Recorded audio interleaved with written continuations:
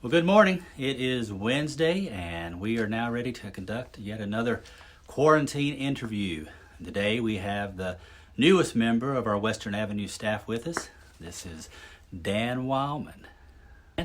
Hello, good morning. Thank you so much for coming in here and finally getting ready to do this. Let's just let people get to know you a little bit better. All right. All right, I'm ready. What's your full name? Daniel, my dad chose mainly Bible names for the children, so... Mahershala Al-Hashbaz? Is that your middle name? Yeah, that's the second cousin. Okay. What's your full name? Daniel Huntley Wilemon. Okay, so the Huntley, I don't recognize that from the Bible. Is that a family name? Yeah, that's a family name. Okay. It was like my grandfather's middle name or something like that. Yeah. I've got a nephew who's named McKinley because of my grandpa's name. Did you ever have a nickname growing up? Besides just No, Dan? not really. Probably the closest thing was like in middle school, they called me Bubble Yum for a while because I bought Bubble Yum and I would throw it around the classroom. People, I would bring it to school. Bubble Yum. So that was Bubble Yum. your gum of choice. That was my gum. More of choice. than Hubba Bubba. That's right. What made the Bubble Yum so good? It was soft. It was good. I loved it. Were you a good bubble blower? Probably average. What was your favorite flavor? Just a regular bubble gum. Just the flavor. regular pink bubble gum flavor. Yeah. When's the last time you had a piece of Bubble Yum? Oh, years. Probably. Yeah. So maybe you want us to restart the Bubble Yum nickname? No, it's okay. When and where were you born? I was born in Simi Valley, California. In Simi Valley, it's actually a medical clinic at the Simi Valley Hospital. So I actually wasn't born in the hospital. My parents didn't make a lot of money, and so they didn't want to use the hospital, and so I was born in just one of the clinics. Where's Simi Valley? Where is that? It is in Southern California in Ventura County. It's one of the... trying to think. It's not that far from L.A. Okay, I was going to say L.A. or San Diego. I'm not sure how far south down that was. How long did you live there? I lived in Simi probably for about 2 years, and then we moved to Little Rock, California. Which is where? That's in the Mojave Desert area. It's where the shuttles came down. Oh, okay. And it was a tiny little town of about 1,000 people. And it's still a tiny little town of maybe 1,000 or more people. Oh. It hasn't really grown that much, but... What'd you move there for? My dad pastored a church there, Little Rock Okay. Bible Church, Okay. a non-denominational church. So your dad was your pastor growing up. What was That's that correct. like? Well, I just enjoyed it. I loved going to church. I loved all the activities. It was kind of the social center of our lives. And I had kids to play with. I look forward to seeing them. The adults would talk after church, and we would go outside and play and grab berries off of the bushes and throw them at each other and do all kinds of games outside while everybody was talking. So you probably had all kinds of different churches. How many different churches did you go to growing up? let's see here. Probably about maybe 5 or 6, 7, something like that. Some big, some small, some country, That's some correct. city. Most of them were small. The largest was probably about 300 Okay. members, or 300 in attendance per week. Did you ever feel like maybe that's what you would be doing? Well, that's what my dad had always wanted. He had 4 sons, and I was the youngest of 9 kids, and he always wanted one of us to go into the ministry.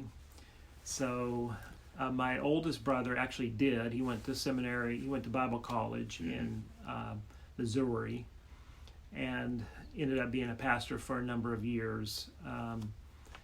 And then when I was finished with high school, that's why I had felt led into the ministry, and so went to Tennessee Temple University to study, which was a Bible college, and was Were y'all living in Tennessee at the time? Or was that moving from California all the way to Tennessee? no, we moved several times from California. We moved from California to a small town in Arkansas, Centerville, Arkansas, which had one stop sign. Wow. And we were there for about 2.5 years, 2 or 3 years, and then we moved back to California until my dad found another church in Arizona, and that's where I spent most of my growing up years was in Arizona. Wow, I didn't realize it was that many moves and that far each time. That is amazing. So you had 4 brothers. They all had biblical names. What were their names? Well, that was the difference. My dad accepted Christ as a young man in California, and so some of the first children he named after preachers that he knew and that sort of thing. Like I have a older brother, Dwayne Porter, and Porter was the first name of the pastor that led my dad to Christ. Wow. And who was the pastor out in Van Nuys, California. And then my oldest sister was named Lee, and the head of Tennessee Temple University that started it was Lee Robertson. And so her name is Lee Vaughn. Okay. So so the Bible names didn't kind of come until a little bit later, yeah. So there was the Bible names in my family are Rebecca, Ruth, my older sister. I have an older sister, Rachel, and then an older brother, James. Okay. Did you ever have a room by yourself with that large a family? Only at the very end, when all my older brothers and sisters had grown up and moved out of the house, then probably maybe for a couple of years. These would be teenager years. Right. What did that room look like? I kept it really clean and nice. I mean, it was. I really liked plants. I had plants all over my room. It used to be an older sister's room, and I loved to read. I had a bookcase full of books and music, and so. What was hanging on the walls? Oh, I wasn't somebody that was into posters. You know, a lot of teenagers were into posters, but that just wasn't something I was really into that much. But as much as I like Star Wars, I didn't even have a Star Wars poster. I know those were real popular back then. I didn't know you were a big Star Wars guy. Yes. Did you camp out and go to the first ones? No, that's an interesting story. When I was growing up, it was very fundamentalist Baptist background, and so we weren't allowed to go to the movies. Movies were off limits. Right. So I had my older sister, when she got married, they secretly had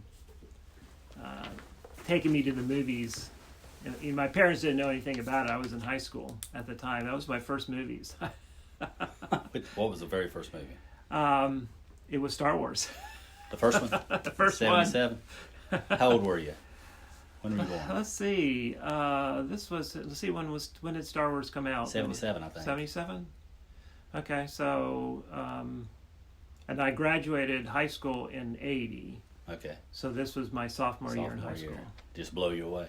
Yeah. That's an amazing movie to be the very first movie you ever saw. I was just floored. You probably thought it was real. A documentary. So, did you ever get in a big fight with your brother? Y'all ever have any big? As a big family, we had our spats and fights, and actually, I ended up more fighting physically with I had a sister 2 years older than me, and when we were little, we used to fight quite a bit. Y'all get along pretty good now? Are y'all still close to your brothers? We all get along really well now. Does any of them live nearby? Unfortunately, no. The closest of my siblings I have a sister that lives in Hampton, Virginia, so that's about a 6-hour drive from here, so it's not too bad. So I imagine you went to many different schools growing up. Yeah, that really had a big impact on my life. It really set me way behind. I had been in, because we had moved so many times, I had been in 3 different second grades and 3 different third grades. Wow. Yeah. Not failing. 6 schools, not failing any not of them. failing. Just moving within the year. Well, I actually, in one of the schools, I was in real danger of failing because we had moved from Arkansas back to California temporarily, and we stayed with my aunt and uncle. And that California school was way advanced compared to the Arkansas school, and their curriculum and everything they were doing was absolutely different. And I was lost. And so I remember that's one of my few memories back in second grade is where, I had to have a conference with the teacher, and my mother came to the school, and they were explaining what was going on, and I wasn't doing really well. And but the school was really they handled it really well. They were very compassionate. They really understood that I had moved a number of times, and they were just going to help me as best they could. And they didn't really make a big deal out of it. So where'd you end up going to high school? What? Well, I went to 2 different high schools. We did live in one of our shorter moves that we did was in Las Vegas, Nevada. My dad pastored Valley Baptist Church in Las Vegas, Nevada, and we were there for. Wow. Yeah. So you lived in Phoenix, the Mojave Desert, and Las Vegas. Your dad liked pastoring in hot places, did he? Yeah, I grew up basically in the desert. Other than Arkansas, all the other areas where I was living was desert. Is that a preference for you now? I still love the desert. I have a heart for the desert. And I'd love to live in the desert again, but so all of my family's here, so you'd rather be hot than cold, huh?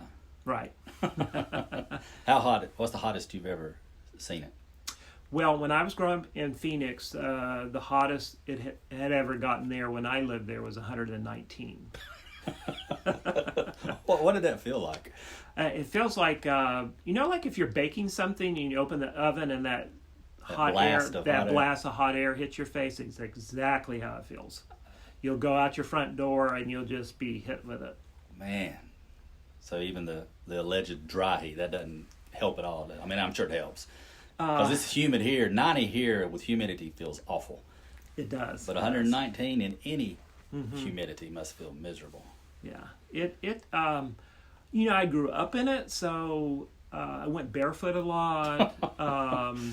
You had to watch the sidewalks would get burning hot, so you kind of jump around and find shade, and you'd find ways around it. Wow. But I still, even with it that hot, I would almost prefer that heat to 95 here with the high humidity.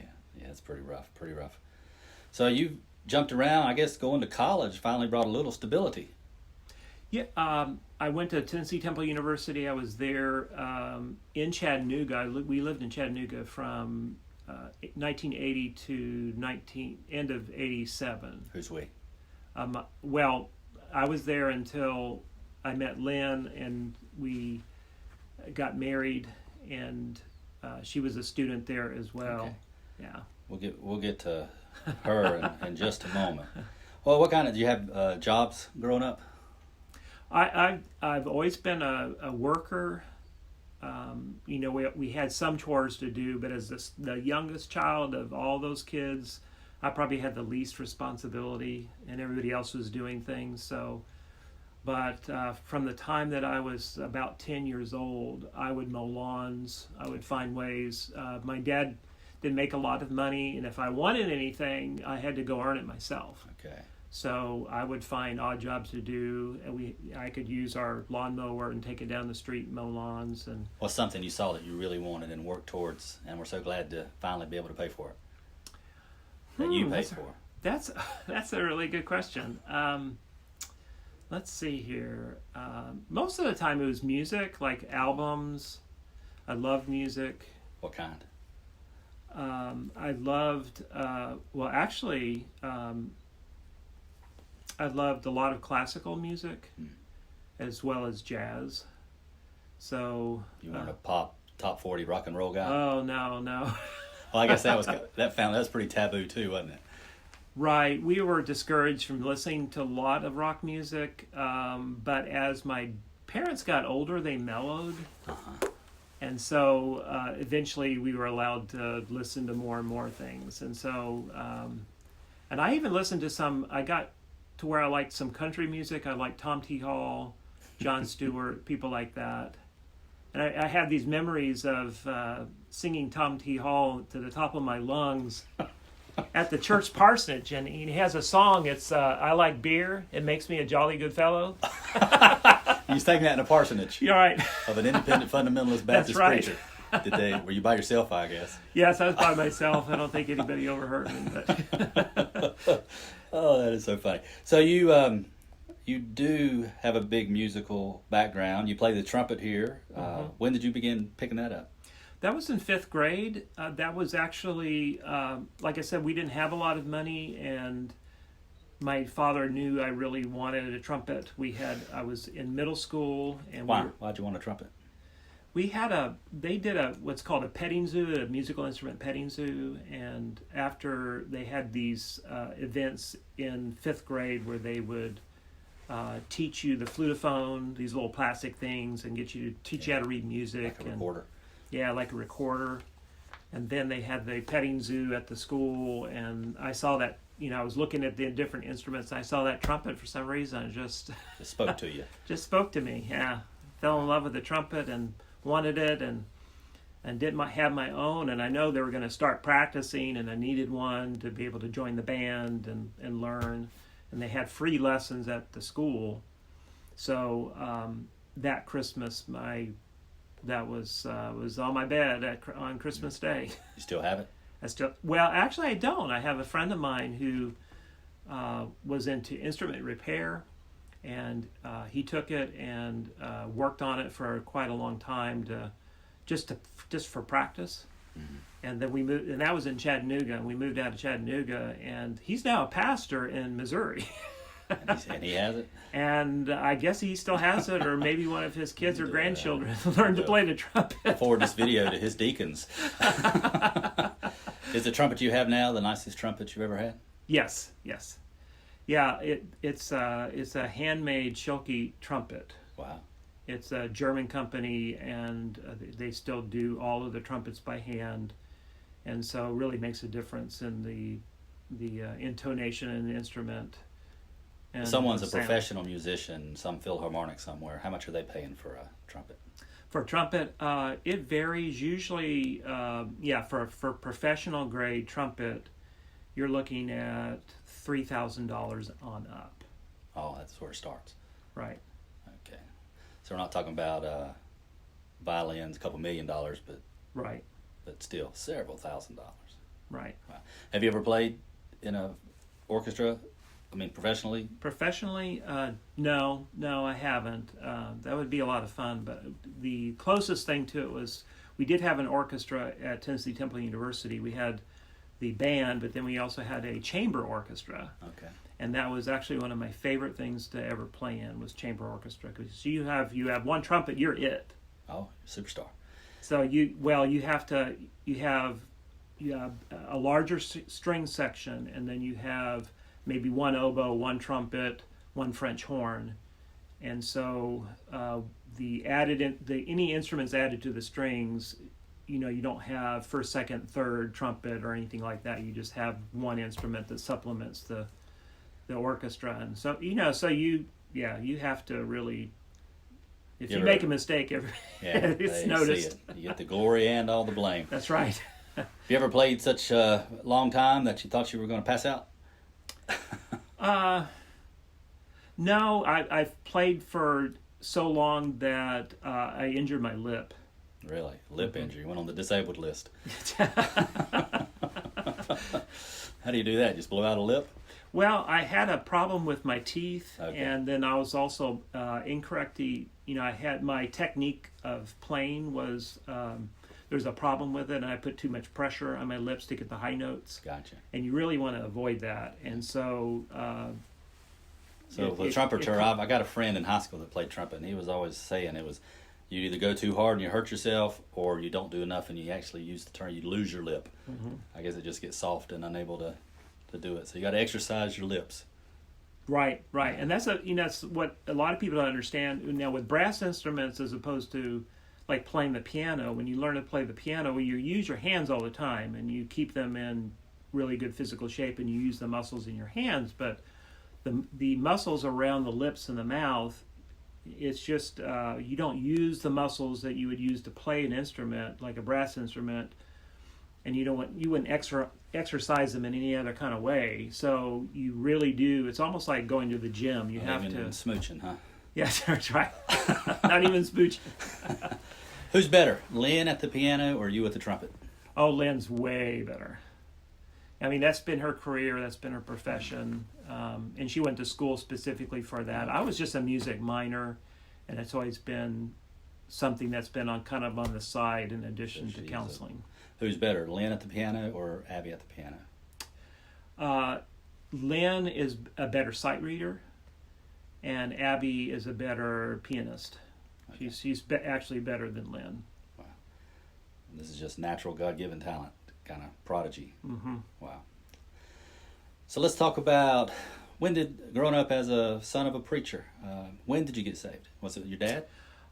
No, my parents must have been out of town. I was staying with another family, and I had attended their church on that particular Sunday. I was age 5, and so I heard that the preacher at the front of the church gave a simple gospel message and gave an invitation, and I knew it's one of my few memories I have from early childhood, other than shots. Then you got baptized by your dad? That he wanted to make sure that I really understood what I believed, what I accepted, and so he wouldn't allow me to get baptized for a couple of years. So I didn't get baptized until I was 7. Mm-hmm.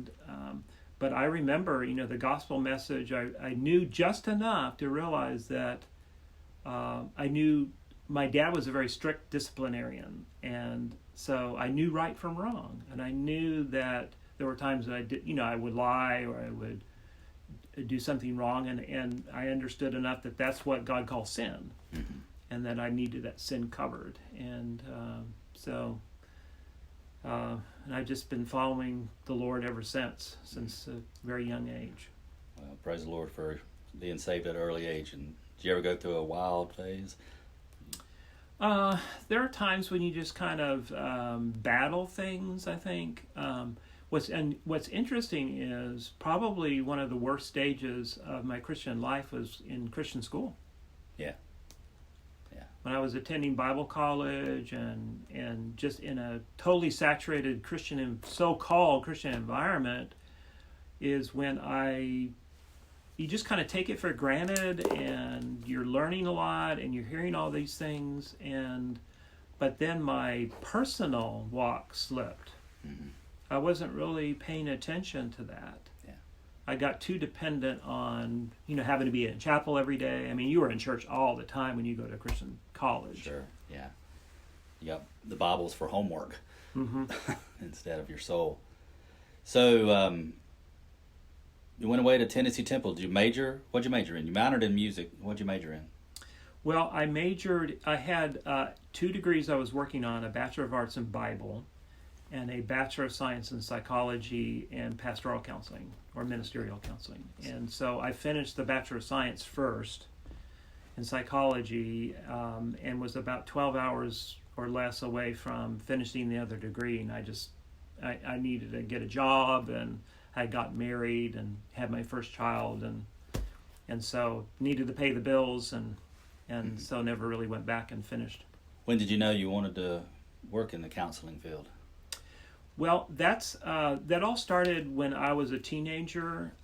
My father never was they were Depression era. They were a lot older. My parents were actually about the age of Lynn's grandparents. So, like I said, I was the youngest of 9 kids. My mother had me when she was 40. And so, I think that made a difference. They didn't, sit down and talk with you one-on-one. They didn't, children to be seen and not heard kind of philosophy. And then, they didn't sit down and talk to you about sex. So, I had an older sister who was going to get married, and she brought all these premarital counseling books home. So I'm like, I was looking at those, and I started reading them, and it was a real eye-opener. It was teaching me a lot about sex I didn't know, preparing, couples for that sort of thing. And then that introduced me to counseling books. Mm-hmm.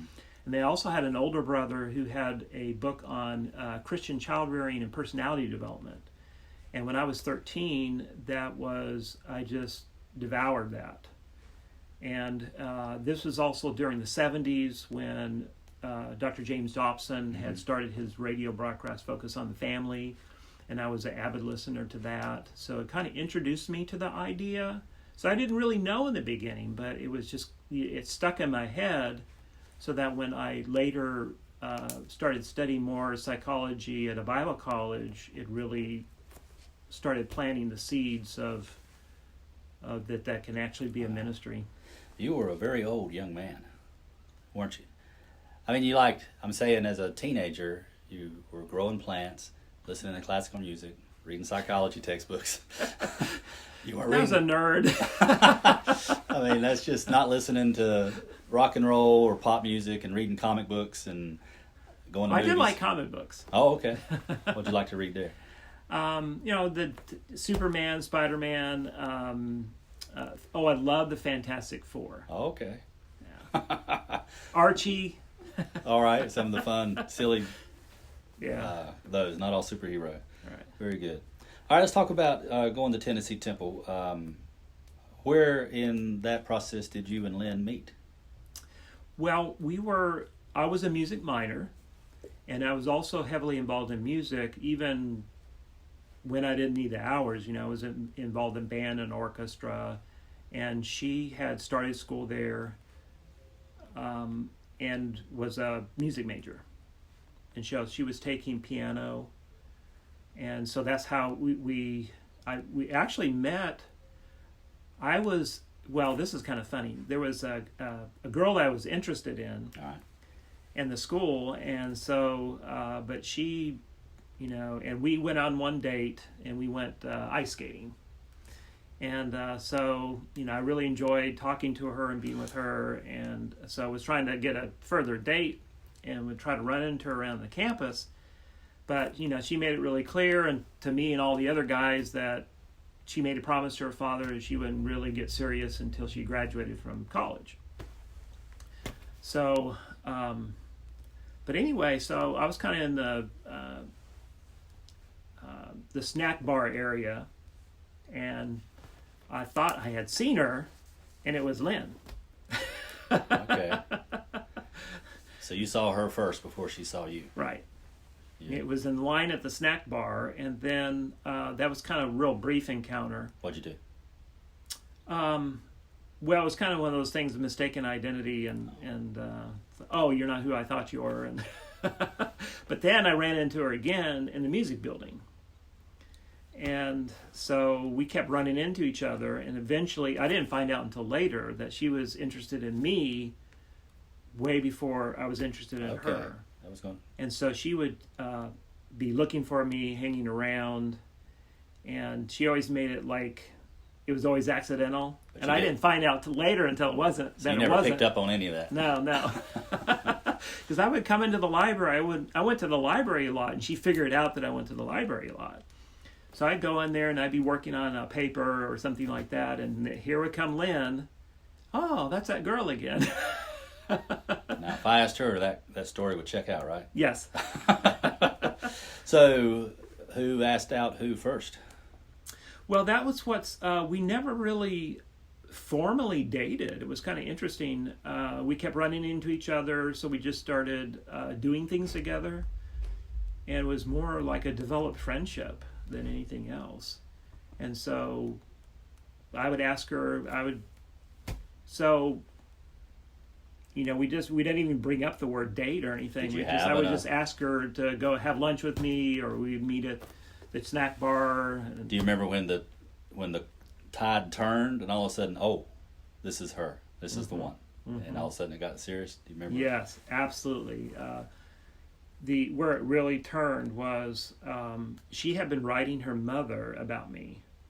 So she really liked me. She was really had started to develop a lot of feelings toward me, and she told, and then it slipped out to she told me she was writing her mother, and some of it was about me, and so she actually read some of her letter from her mother. Her mother was trying to give her advice, Right. And once I realized all of Lynn's deep feelings for me, I had dated a number of girls, and I never knew what I was doing. I knew I was interested in girls. I liked girls, and I would chase girls. But anytime I would chase them, if I caught them, I didn't know what to do with them. And that's even with your sister's books. Right. Even with my sister's books, I never really, I didn't have a lot of guidance. I didn't have, and then my older brothers all kind of left the home. So when I went into my whole girl phase, like I said, I never talked to my dad about it. He never talked to me about it. And then my older brothers are all out of the house. So, and then my older sisters, many of them went on too. So I didn't really have a lot of guidance that way. And then when I went to college, I lived with my parents the first year.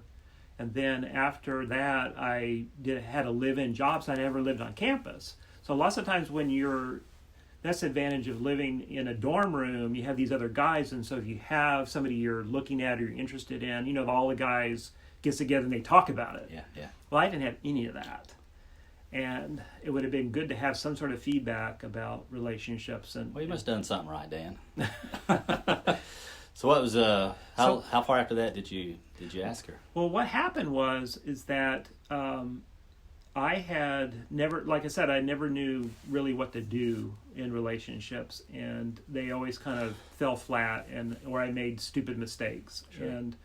And I realized that a lot of my pursuit in relationships were very selfish. It was about me, about what I wanted, and the way I thought about Lynn was so different. I was focused on her happiness, and it really dawned on me that was the first time that I was thinking that way. It was so different than all the other relationships I've been in, and I said, well, instead of, this isn't about, if to love another person is to want their happiness. Right. And so when I learned how serious she was about me, that's when I made my choice and decision. I said, I'm going to marry this girl. Make her happy and marry Make her her. happy. Yeah. And hopefully it's worked. So you have to ask her about that. How did you propose? Well, there wasn't really, that's really irks her, because I didn't do any of these really romantic. Well, you didn't even know you were dating. Huh? You didn't even know you were dating. So I just kind of need a relationship that kind of evolved, and then the subject of marriage kind of came up because we were getting really, really serious, and so we started talking about marriage, and so it kind of went on to where we planned the whole thing, and without a proposal. Oh man, I bet so. So, when did you get married? We got married in June the 21st, 1986. And so we've been married for 34 years. It'll be this June. Well, why don't you, for year 35, make a big deal and propose to her and renew your vows? Yeah, we'll do that. Big old ring, just everything. You're listening, Lynn? I don't. So you've been married 34. That's almost great. 34 years. Yeah. Almost 34 years. Mm-hmm. Where y'all? And so you got married in Tennessee. Where all of y'all live since? Well, we actually got married. She's from southern New Hampshire. Okay. East Hampstead, New Hampshire, and their church was in Chester, New Hampshire. And so when we decided to get married, of course, you usually get married where the bride is. So we got married in Chester, New Hampshire. Okay. And then returned back to Chattanooga after our honeymoon and everything. Y'all still had some schooling left? We did. I had one more year, and then Lynn was actually pregnant with our first child at my graduation. Okay, all right. So where all have y'all lived since graduating from Tennessee Temple? Well, we have lived when we moved to from Chattanooga to North Carolina. We had the jobs weren't really good in Chattanooga with my degree, and the professional jobs here in North Carolina were paying higher wages. And then also we were looking at, she had a grandmother that lived in here in North Carolina, and in Candor, North Carolina, it's out in Peach Grove, the Sandhills area. Gotcha. So, and she told me all of it. And then her parents were from here. Her dad was born and raised in Greensboro, and her mother was, of course, raised in Candor. And so, told me all about the great universities that were in North Carolina for graduate school. So, we moved. I got my first professional job in Mount Airy. Okay. And working with behavioral problem children. Gotcha. So, that's tough. That is tough. How'd you end up in Statesville? Well, we moved. I worked that job in Mount Airy for about a year and a half, and then I decided to go back to finally go to graduate school. And so I enrolled at UNCG in their Master's in Counseling program, and I was still living in Mount Airy and would commute to school there in the beginning, and then we decided to move closer. So that's when we moved to Kernersville and changed churches to Triad Baptist Church in Kernersville. Okay. And I finished my graduate school there, and then was looking. It took a little while to find a job. Jobs were, right out of college, were a little bit hard to find around that time period. And so I finally found a job in Statesville at Tri-County Mental Health, which was here for years before it had financial problems, and then they had to close it. Gotcha. Yeah. Is that when you started coming to Western Avenue? We initially loved our church at Triad Baptist. We just loved it. We had a lot of friends there. So we actually moved to Moxville first, and kept going to that church. And we were there for maybe 6 months to a year or something like that. And then we decided, well, we moved closer into town where I worked. And so we moved into Statesville, I think 1991, I think it was. And that's when we visited Front Street Baptist Church and Western Avenue. We chose Western Avenue. I guess Ralph was pastor then, wasn't he? No, Skip Carton. Skip already was. Yeah, okay. For a couple of years. All right, very good. So your children, how many children do you have? I have 5 children. What are their names and where are they now? Well, our oldest is Ashley, and her and her husband live in Lexington, and they have 3 children. All right. And then my only son is Joshua. He lives in Arlington, Virginia, and he works in software.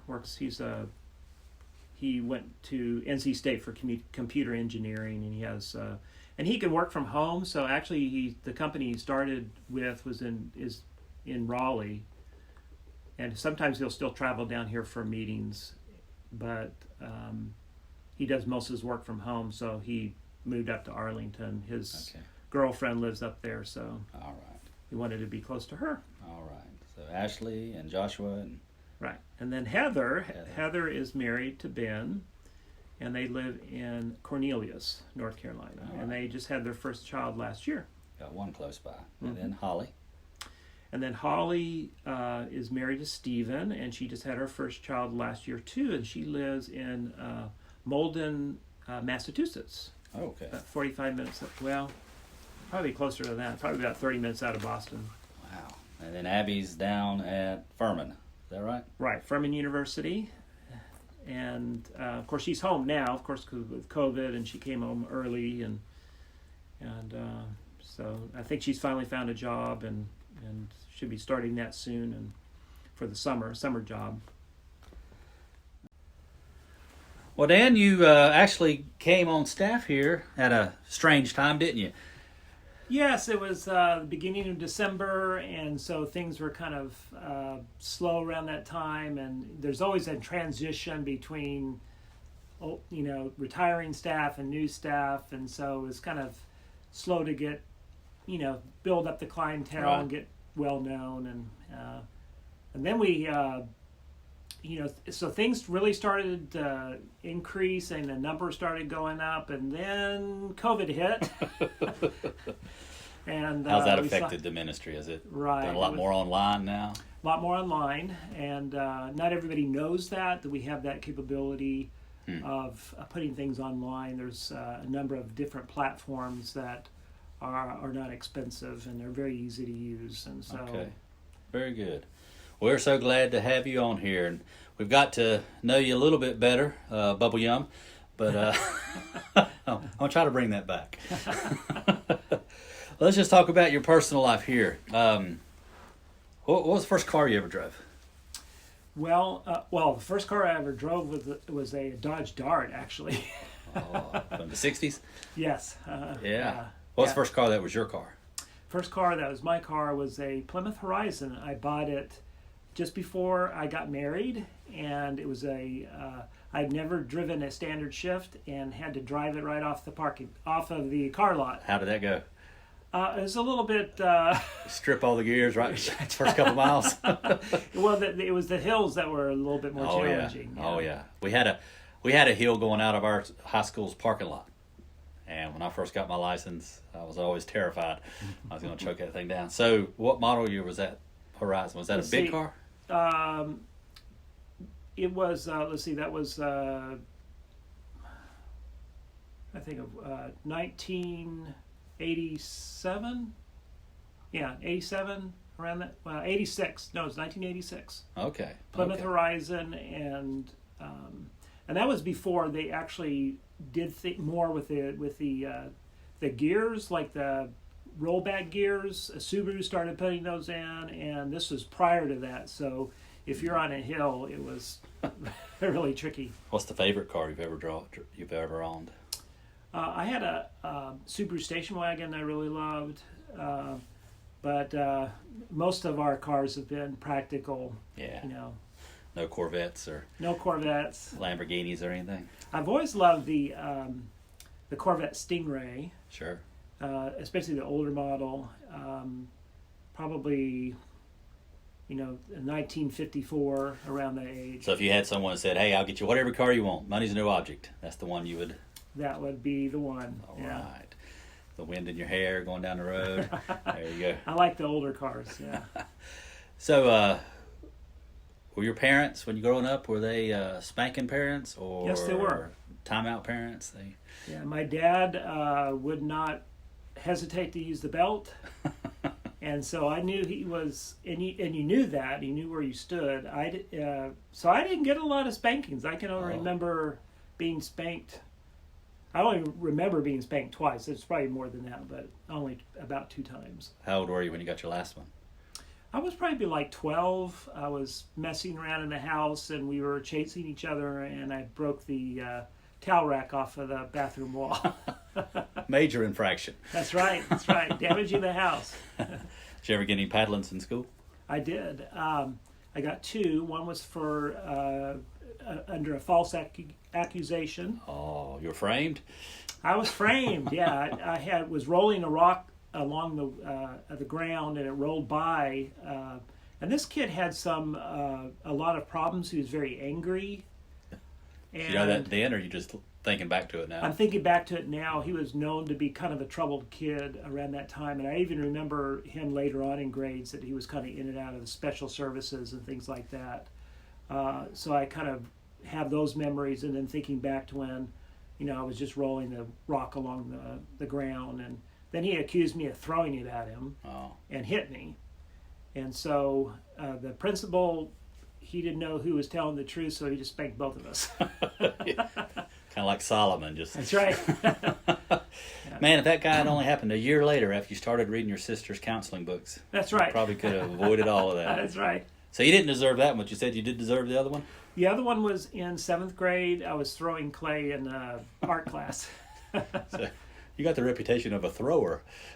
Well, I was actually kind of a prankster anyway. Really? I loved to, play jokes on people, and that just got worse into 8th grade, and I would do things in the bathroom. I would remove Like, for example, I would remove hinges off the door without, and so it looked like the door was barely hanging there, and I had taken a lot of the hardware off of the bathroom door, so it would, When you push it, would just fall off. push it, it would just fall off, things like that.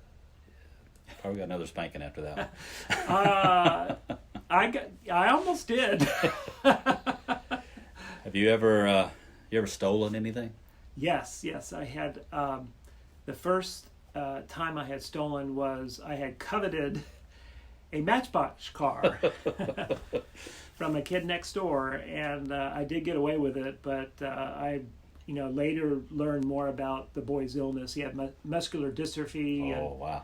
And didn't realize how severe his illness was, and I would go over there to play cards with him, and then the next time I was about 7, and I would go to the laundromat with my mother, and I found out that you could.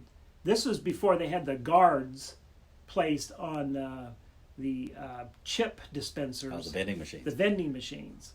And I could get my arm up through there and pull them out. And my mother was wondering, where you keep coming out of these chips? not very observant how she was doing the laundry. She was busy. She was preoccupied. You have to remember, I'm the 9th of 9 children. Oh, so she was tired. By the time she got to me, yeah, that's right. Yeah, parents, first child's made out of porcelain, the fourth child's made out of rubber. You just let them go. Right. Yeah, the discipline was a lot stricter. I've heard all the stories from, you get those stories from your older siblings of like, back, boy, when I was your age. I couldn't get away with that. I couldn't, yeah. So all you could reach was the chips, so you couldn't reach the candy bars? No, all I could reach was the chips. How good a cook are you? Not very. I did have to cook for about 5 years every other night. Cooked a full meal. What are you good? What are you best at? What's your best meal? Well, I'm actually better of a baker. Oh, okay. And I was known that with my kids, making muffins, also making breakfast, pancakes. I would be the one cooking pancakes in the morning. Did you make designs out of them, or just nice round ones? Sometimes we do designs out of it, or we make all kinds of specialty pancakes and things like that. So that go was into good. Cakes and brownies. Mostly muffins. Muffins. Yeah, I would make. Sometimes I make biscuits, but muffins was kind of my specialty. Just blueberry. Lemon blueberry was really, really good. Also, pumpkin muffins. Oh, really? Pumpkin muffins, and then even coming up with some of my own recipes. What does Lynn make that you like the best? What's the favorite meal? Manicotti, lasagna. Some of the Italian dishes are really, really good. She doesn't have Italian. Is she Italian? No, she's not Italian. Okay. I didn't know if his She's mom's. a really good cook. So it's in mother's recipe from the homeland. Right. Well, it is her mother's recipe of lasagna. Mm-hmm. Is there a food you just absolutely refuse to eat? Not anymore. I really hated a lot of things growing up, and I hated Brussels sprouts. And but now they're one of my favorites. Are you kidding? No, it's the way they're cooked. And I remember one time my daughter Heather was making Brussels sprouts, and she did it a totally different way. And it's like, wow, these are really, really good. Or you broil them in the oven with Parmesan cheese on them and things like that, and they take on a whole different flavor. All right, you said you like chocolate. What's your favorite candy bar? Well, growing up, it was Three Musketeers. Oh, yeah. I would always eat the chocolate off right. of it and then have just that nougat stuff left and one big right. bite of nougat. Yeah. But I guess my favorite now is probably Almond Joy. Oh, really? Or is it the chocolate or the coconut that you like? The coconut. Let's see what Mounds. Mounds is really, really good because that's what's so different about Almond Joy. It has milk chocolate on it, and the Mounds has dark chocolate. And I like the dark chocolate better. So that's not the only difference, right? No, because one has almonds and one doesn't. Oh, me. How would you describe your athletic ability? Well, I was very athletic as a kid as far as just being swimming, constant swimming, walking, riding my bike. I mean, I would ride my bike for 10 or more miles. I would ride from Glendale, Arizona to Phoenix and back. What kind of bike was it? It was just a kid bike? It's just a kid bike. Kid bike. Yeah, I did. Banana seat? Banana seat. That's Had right. big wheelie bars I on the didn't back. have one of those. Yeah. Banana, I mean the chopper-like handlebars. I never had Oh. any of the specialty things. It's a regular kid's bike, and I would ride that thing to the ground. And same thing with I later was able to get a 10-speed, but You still bike a little? I do. I have a mountain bike now. Okay. Because I think most people see you and Lynn just walking all over the place. But y'all ride together? Does she have one too, or? We have several bikes at home. I do most of the riding. She'll ride once in a while, Okay. but mountain biking, I used to go several times a year with my son, and we'd go to different mountain biking parks and trails and things like that. Did you ever wipe out? Yes. You ever have any collections? What do you collect? Well, when I was a kid, I would collect coins, but and then I gave all the coins I had to my son. Do you have any really good ones, really valuable? No, not really. No, I didn't really know what I was doing. What do you collect now? I do like to collect music, and so In what form? well, I'm showing my age, but I still buy CDs. So you used to have a lot of albums. Do you still have some of your albums? Or Oh yeah, I have Still boxes buys- of albums. In fact, I have albums going all the way back to probably the 1940s Oh wow! or the Most of it 1930s. like jazz or classical. Jazz, classical, and also trying to think of some of the names. Back to the big band era. Okay. Even. Do you have a lot of trumpet? Yes. Mm-hmm. Who are your three favorite trumpeters? Oh, Doc Severinsen, definitely one of them. Chuck Mangione was probably my number one. That's why I have a flugelhorn to this day and love playing the flugelhorn. And he's still probably one I probably listen to him the most out of all the trumpet players. Wynton Marsalis is extremely good. Sure. There's so many. Was Miles Davis a trumpeter? What's that? Did Miles Davis? Miles Davis, yes. Miles Davis is excellent. I'm trying to think of some of the others. Dizzy Gillespie, was he a trumpeter? Dizzy Gillespie. Can you make your cheeks blow up like that? That's the way not to play a trumpet. Oh. And every All right. trumpet teacher would tell you, do not do that with your cheeks. Okay. Very good. What's the first? You're a big music fan. What's the first concert you ever went to? It was Chuck Mangione. Oh, Yeah, I saw him at Arizona State University in their, indoor stadium or concert hall, and that was excellent. And I got him to sign. I got actually a signature of his okay. on a program, and have collected a lot of his albums. What did you ever get into rock or pop or top 40 type stuff? Not really. The one album I actually, I was just thinking a lot about maybe rock albums that I actually did buy or own and love. And Best of the Doobies was actually the Doobie Brothers. I Gotcha. wore that album out. I thought that was. I didn't listen to a lot of the other pop music. Now growing up, I had an older sister to listen to the Beatles a lot. Sure. And now I love the Beatles. Can you name two Bee Gees songs? Bee Gees songs. Probably "Staying Alive." Okay. Yeah, that was during the disco fever. Yeah. I was in high school during that time. You graduated what year? 80? In '80, Okay, so you were right in the middle of it all. right in the middle of John Travolta. Yeah. Did you dress like that? Actually, I did. I had some of those, the big collars and the open chest shirts. What was your hair like in high school? How'd you wear your hair? Was it big well- and wavy and? It was very, very thick, and I didn't wear it real long or anything, but it was very, very thick. I didn't do the middle part like some of the guys were doing. What did you just kind of hang down, or you had part on the side? Just or? part on the side like I do Okay. now, but it was just, actually had some hair. And yeah. What was your favorite TV show as a little boy? I loved I Dream of Jeannie. Okay.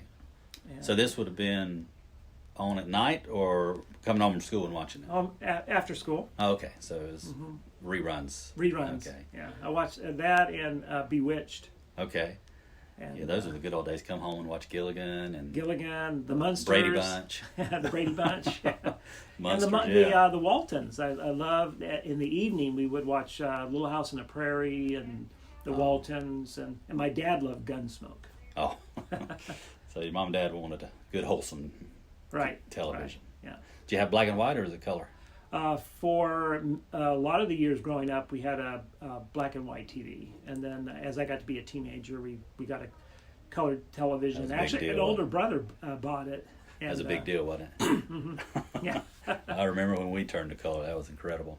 Did you ever get into video games or arcade games, or was that kind of... Yes, I was a Ms. Pac-Man fan. Okay. In fact, that was one thing that Lynn and I did together when we were first married. We'd go play Pac-Man. Y'all go on date nights to the arcade, and who was the better and then the other thing was Indiana Jones and the Temple of Doom. That was a game out during that time, and we would enjoy playing that game too. So who had the highest score, you or Lynn, on Pac-Man? Pac-Man? I think I did. Okay. Do you ever have a game system at home? Do y'all still play at all? Any kind of game system? We do have game systems at home, but we just don't play. That's gonna be for the kids and the grandkids. The kids and the grandkids. Okay. Yeah. What would be the best Christmas gift you ever got on a Christmas morning? It was my trumpet. I was in the 5th grade and had learned the flutophone and learned how to read music, and then we had a petting zoo at school, and they had all the instruments lined up, and I saw that trumpet and was like, that's the one that I want to play. You still have it? I don't. I had a close friend of mine in college. He he worked at a music store, and he was learning the whole trade of trumpet repair, and he totally refinished it, and then I moved away, and I never got my trumpet back. So. Oh, wow! Is the trumpet you have now? Is it the best you ever had? Yes. It's just Shelky. It's a handmade trumpet, and it's very unique. It's especially the valves are, each trumpet manufacturer's valves are slightly different, and I like the Shelky valves, just the feel of them. And then I have a Getzen flugelhorn, and the Getzen flugelhorn, I would never buy a different brand flugelhorn. I think they have... Oh, yeah. If you get your hands on a Getzen, you got to get one. Yeah. Well, like I said, I have a Getzen flugelhorn. Yeah. I don't know what I'm talking about. But if you're shopping for flugelhorns, right. Everybody knows you got to get a Getzen. Get a Getzen, yeah, that's right. Who was your main Hollywood crush? It was actually a singer, and that was Olivia Newton-John. Oh, okay. Yeah. Was it more for her singing or her movies? Well, she was in Grease. Right. But at that time, when I was growing up, you couldn't dance, you couldn't play cards, and you couldn't go to movies. So my first movie I went to see was Star Wars. And but when Grease came out, I had never even seen it. I've seen Grease since. I probably saw Grease a couple of years ago on Netflix or something like that.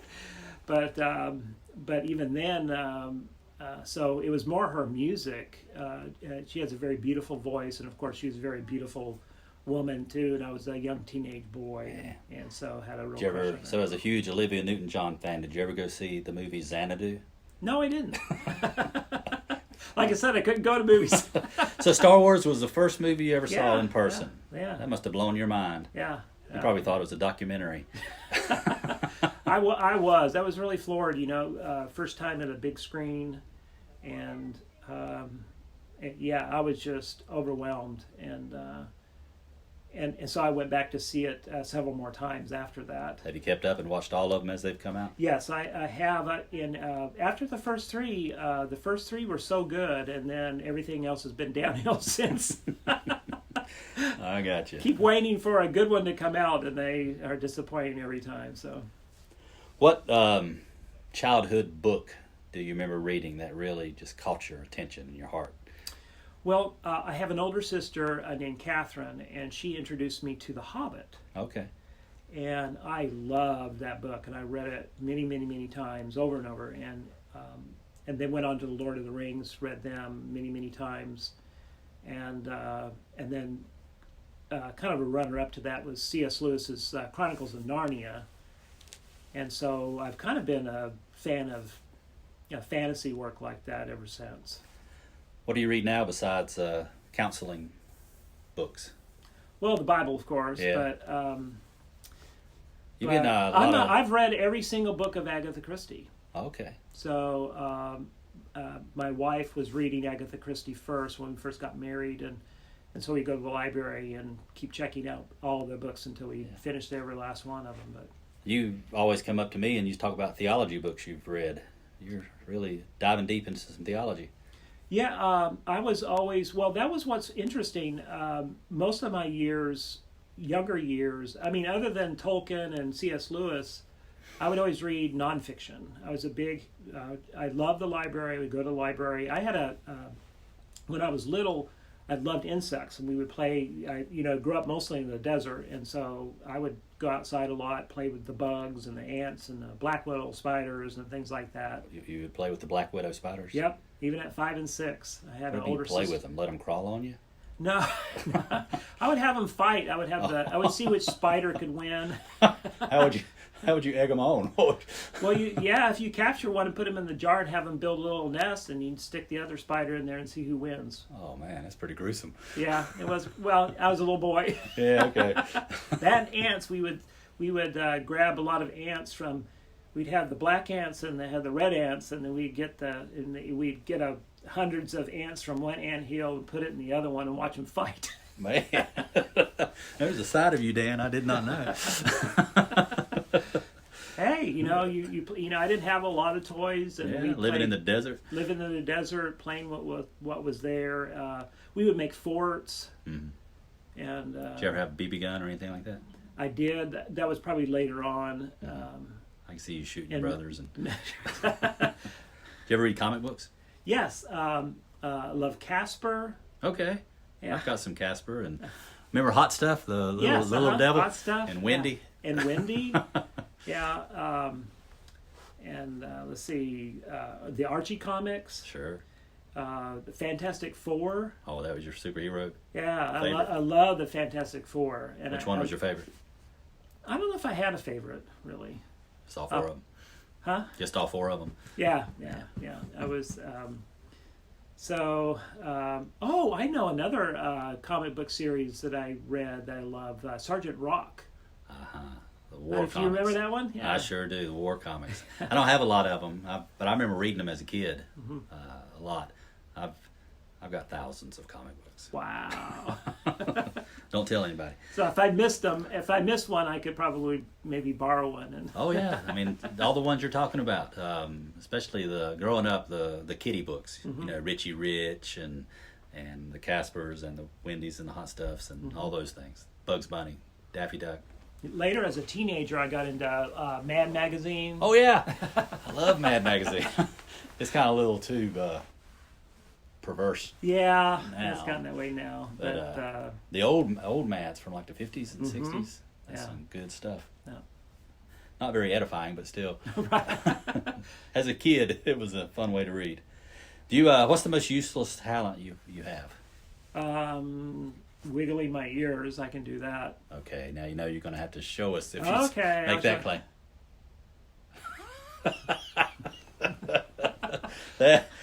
Has that ever been useful at all?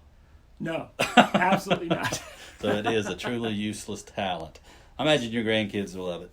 Yeah, that's what it's for. Now, is that genetic? Is something you passed on to your kids? Yeah, some of them. I don't know if all my kids can wiggle their ears. I'm trying to right now, and I can't do anything with it. Okay. Have to find something else. Is there a nightmare you had as a child that you still remember to this day?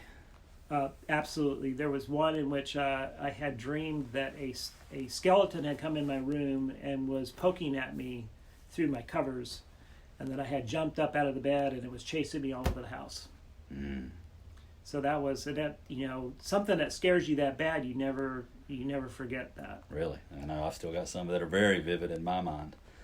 Would you rather not shower for a month or not brush your teeth for a month?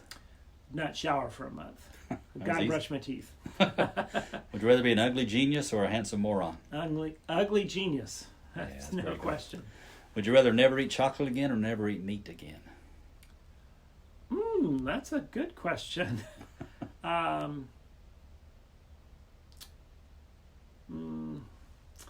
Probably never eat chocolate. I'd have to have some meat once in a while.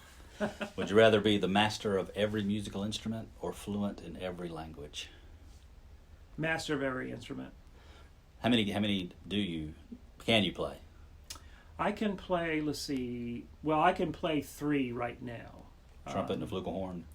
Well, the flugelhorn is basically the trumpet with just kind of a mellower sound. It has a different bell to it. Okay. I had no idea what that was. Yeah, but I can play the baritone. The baritone fingerings is almost exactly like the trumpet, and you can get it in treble clef. You can play it just like a trumpet. It's actually one of the easiest brass instruments to play. So I play that in the trumpet, flugelhorn, and then I play French horn. That's harder. That's French horn's one of the hardest brass instruments. If there was one instrument that you cannot play that you would like to just instantly be great at, what would you want to? Piano. Oh, well, besides piano then. Well, you got that covered in your house. Right. Guitar or another woodwind or probably saxophone. Oh, okay. Okay. Very good. Would you rather know how you're going to die or when you're going to die?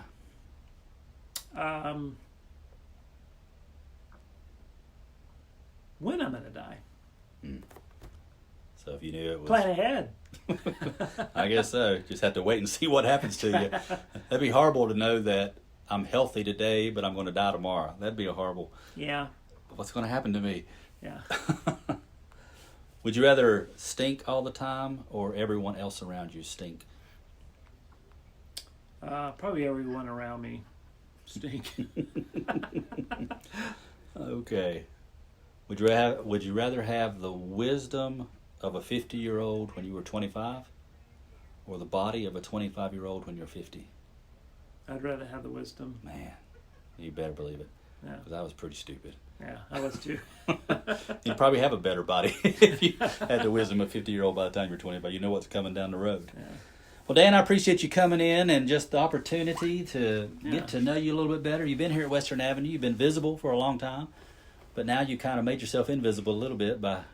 Well, yeah, I think I like to just... Has it changed? You've been a member here for a long time. Has anything time. changed since you come on staff, especially as a counselor? Well, we have a new pastor. Yeah, still getting used to that guy. Keep your fingers crossed. Maybe something. Well, Dan, again, I appreciate it. You're a good friend, a valuable part of this church staff, a valuable part of this church and this whole community, and have been for years. And look forward to working with you and watching and seeing how the Lord uses you to make a difference in many people's lives. Thank you so much. All right. I appreciate it. God bless, buddy.